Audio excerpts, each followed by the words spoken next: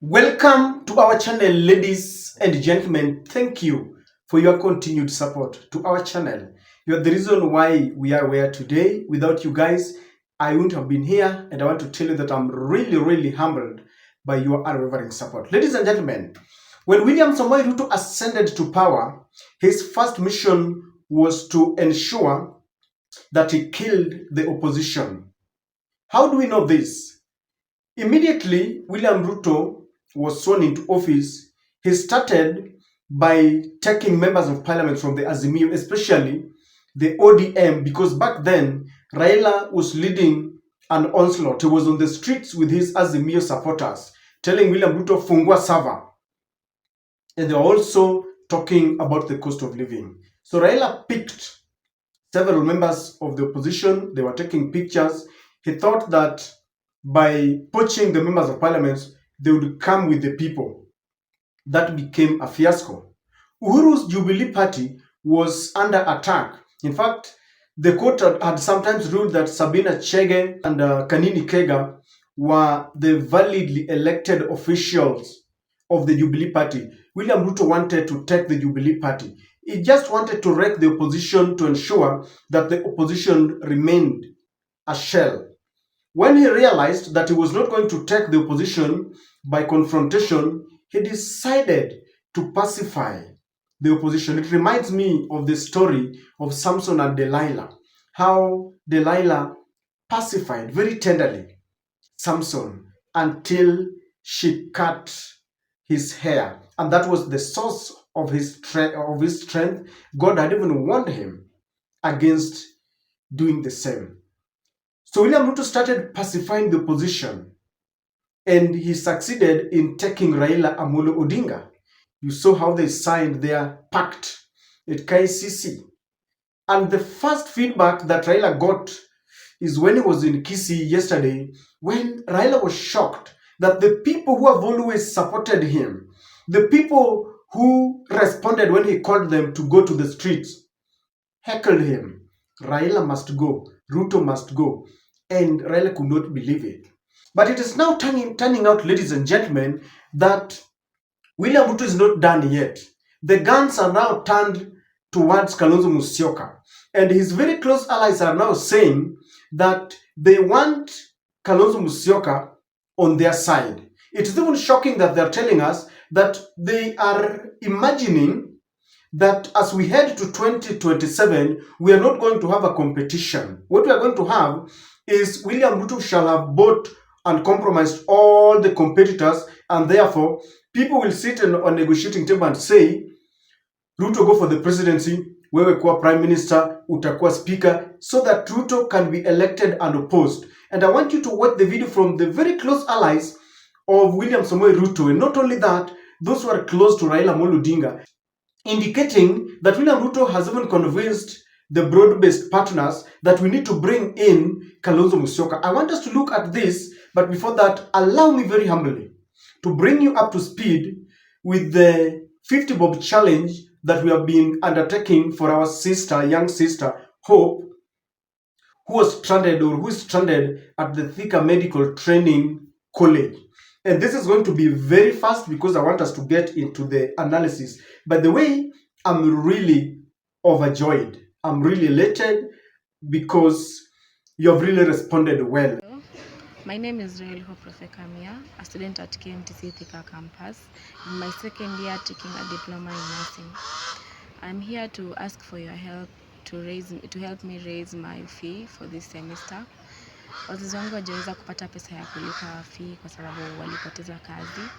Nilijoin nursing, nilijoin KMTC 2023 September, na hiyo semester ya kwanza ilikuwa tu sawa kwa sababu wazazi walikuwa wanaweza kupata pesa ya kukidhi mahitaji yangu, kulipa fee nini. Ingawa kulikuwa na mashida kiasi, lakini waliweza kunisaidia. Lakini nilipokuwa naingia semester ya pili, wazazi walipoteza kazi, na hapo ndio shida ya kulipa fee ikaanza. Na kwa tangu hiyo muda nimekuwa na shida ya kulipa fee, shida ya kupata pesa ya kukidhi mahitaji yangu ya kila siku, chakula, shopping, na imekuwa shida kubwa sana kwa sababu wakati mwingine nilikuwa nalipa fee one day to exam, kwa sababu kwa rules za shule wamesema huwezi ukafanya mtihani kama hujalipa school fees yako yote, na ni mtihani na pia assessment za rotation. Na wakati mwingine tunapelekwa rotation za nje ya Thika, na hiyo pia inahitaji expenses zingine, kwa sababu unafaa kulipia nyumba, maji na stima na chakula huko nje. Na tumefungua tarehe 3 mwezi March, tarehe 3 March, na sijaweza kulipa fee, na kwa juu ya hiyo nimekosa hostel za shule. Kwa hivyo ilibidi nichukue nyumba nje na rafiki yangu ambaye tuna share cost kila kitu. Semester ni 6 months na tunalipa 4k each month for 6 months nyumba sasa. Na sina shopping, ningeomba pia mnisaidie pia niweze hata kupata hela za kufanya shopping na kufanya mahitaji yangu ya kila siku hapa na pale, kwa sababu kwa sasa imekuwa ngumu kufanya hivyo, kwa sababu wazazi wangu hawajapata pesa ya kukimu mahitaji yangu.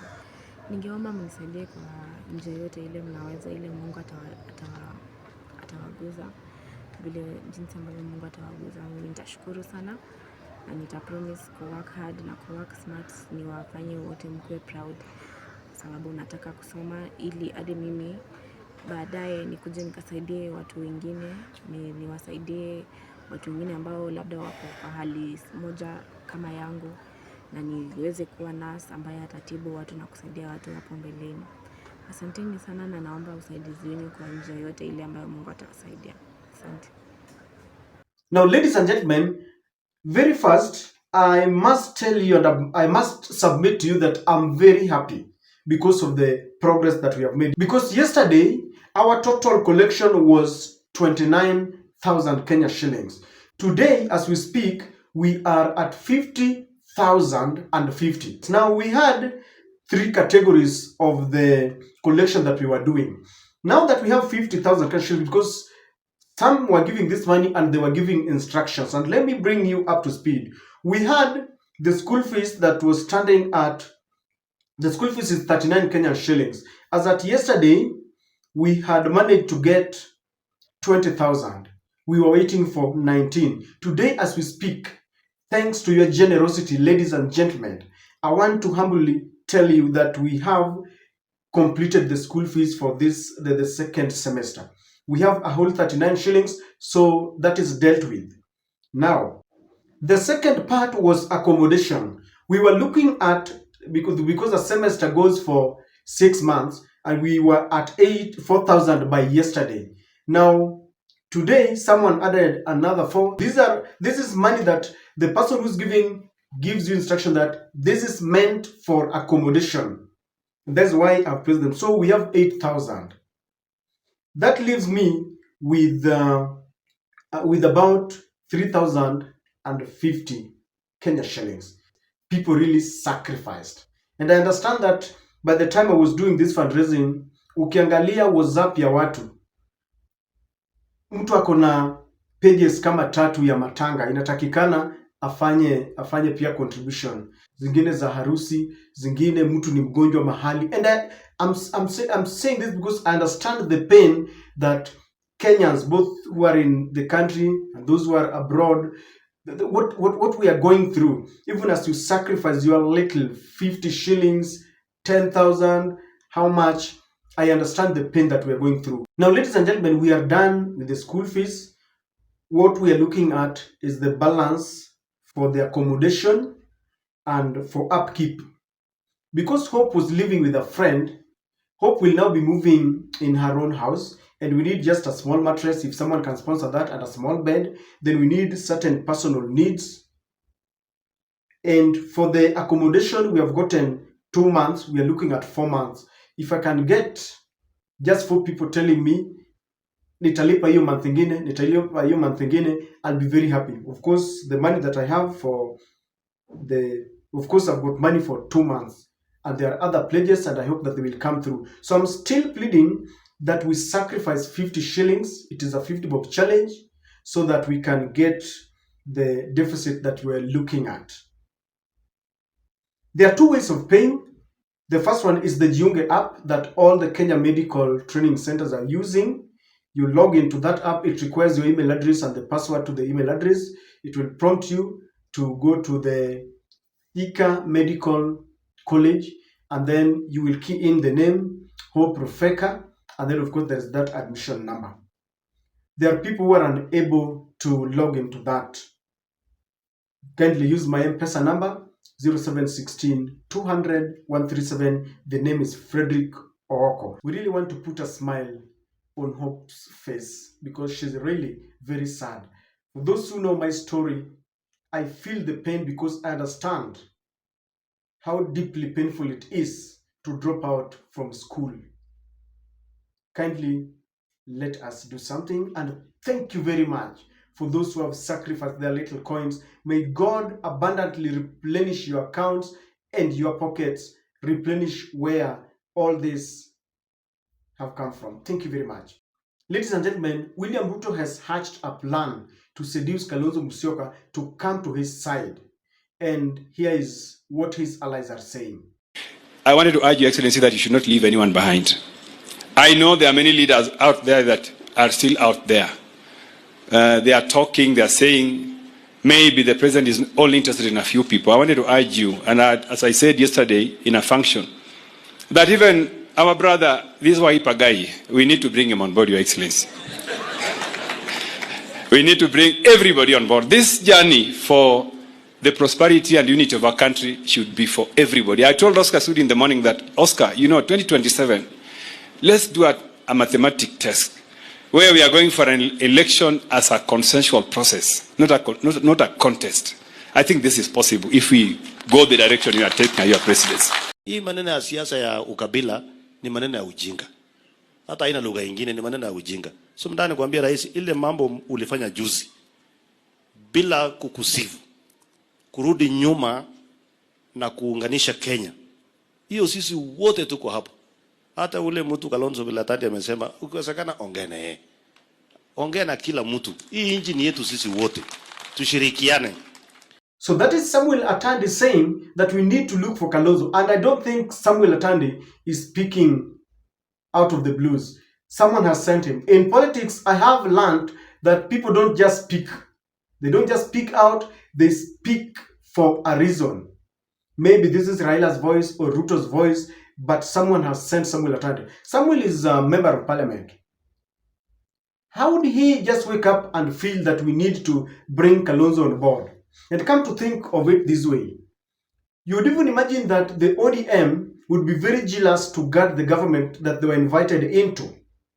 But when you see them accommodating Kalonzo Musyoka, then you know. And who is being targeted? The Rigathi allies or any other person who is seen as against the broad-based government.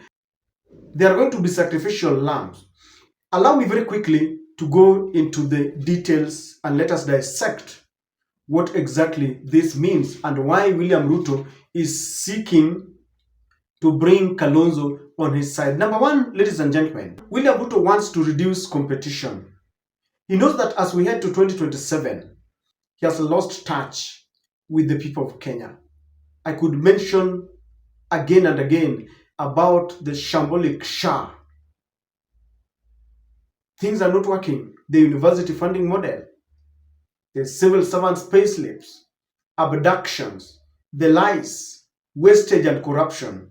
And William Ruto knows very well that with all this coupled with the endless promises, he knows that the die is cast.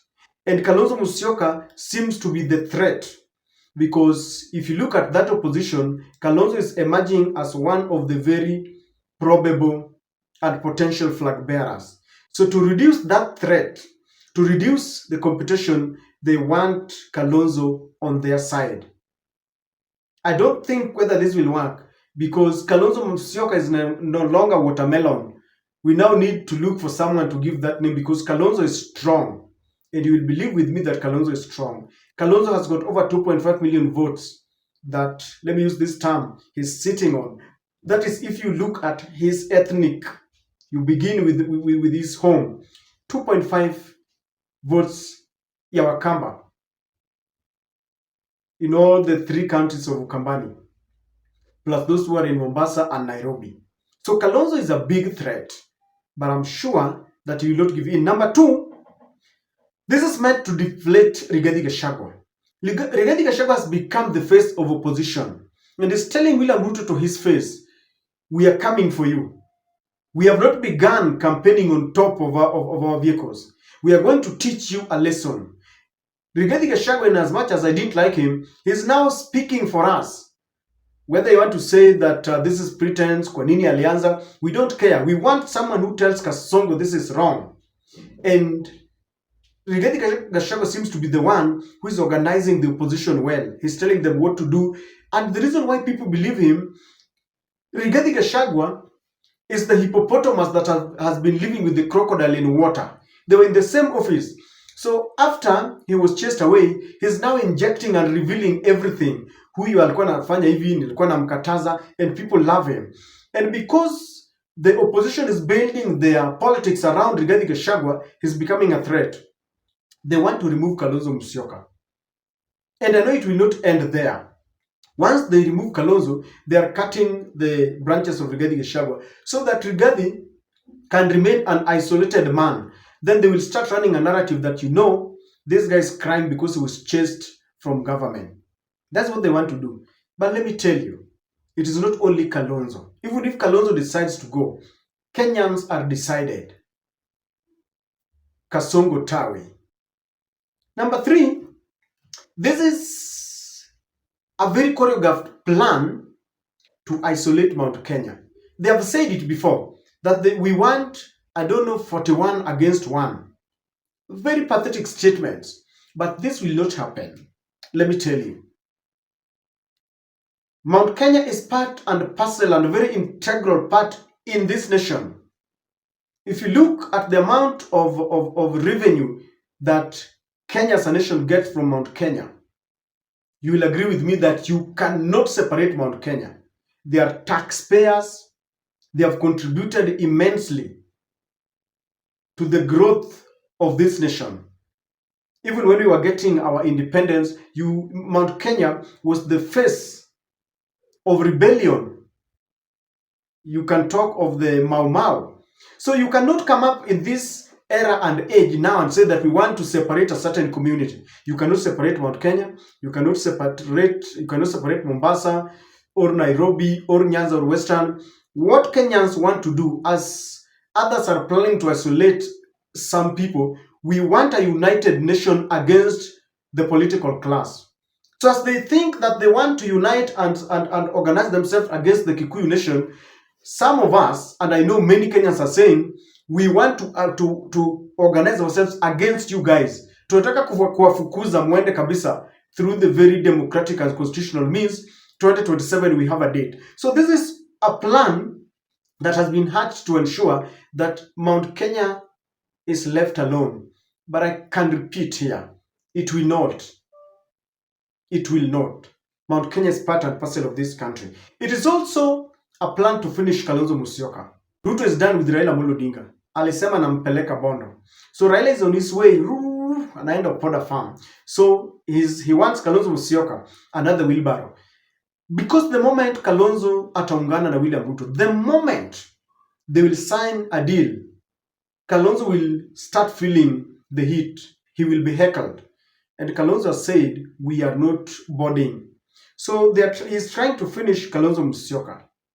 But ladies and gentlemen, let all Kenyans rally behind the real opposition. Let us have a date. I will not complete this analysis by telling you what has now become the slogan of my analysis. We need to take voters' card, or rather our IDs. You need to be ready with your ID. Stop taking bribe, because the moment you allow these politicians to compromise you, when you take money, you are compromised. And let us shun tribal politics. Let us look at leaders in terms of their policies. And let us stop the violence that they want. They want to divide us along tribal lines. Na wanakupatia pesa kidogo, uende uchinje mwenzako, ukate mwenzako. Let us reject them. Let us tell them, we have a date with you. I don't know what you think, but William Ruto wants Kalonzo on his side. For Kalonzo Musyoka, you've been very strong, man. Don't relent. Shikilia papo hapo. Wakenya wako nyuma yako. But be very sure among the opposition that there are those who are with you in the morning, during the day, at night, they are dining on the same table with William Ruto. Be very careful. That's my take.